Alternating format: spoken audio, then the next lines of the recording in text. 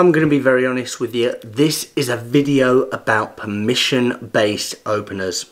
You can scroll past or you can let me have at least 30 seconds. Okay, you're still here. Let's get into it. There is a debate going on at the moment when it comes to the world of cold calling. A debate as old as time, and that debate is permission-based openers. Do they work? Are they dead? What is going on? I've seen a lot of videos recently. I actually wanted to break down why permission-based openers work rather than do they work or do they not. Anybody that's ever used a PBO will know that they work.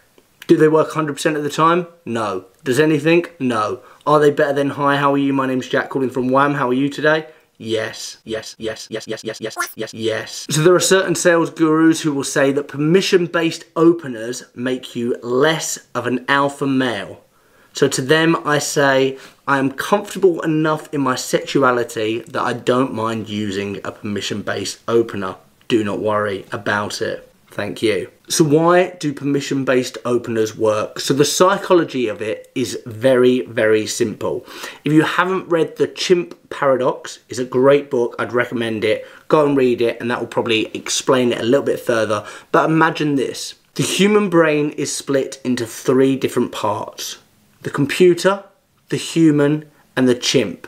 So the chimp is responsible for making decisions and keeping you safe and keeping you alive.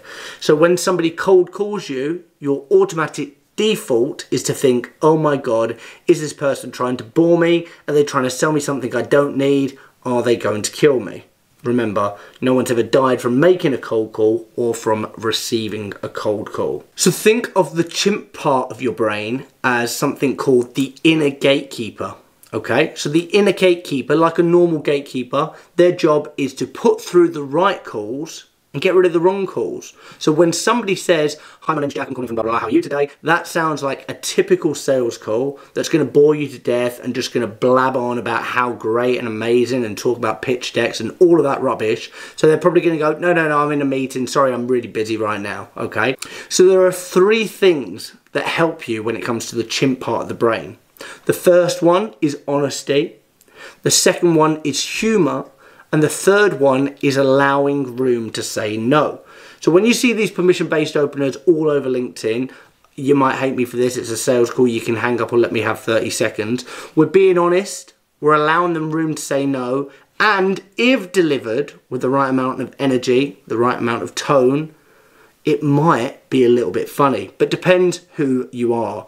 I've heard lots of people use permission-based openers, sound dead as a dodo, and there is a reason why they don't work. Remember, there are many different variations of permission-based openers. The classic, you might hate me for this, it's a sales call, you can hang up or let me have 30 seconds. It's a firm favourite up there. There are other versions. I'll be honest, we've never spoken before. Can I run through in 30 seconds why I've chosen to call you? And if it doesn't make sense, we can leave it there. Is that fair? One of my personal favourites.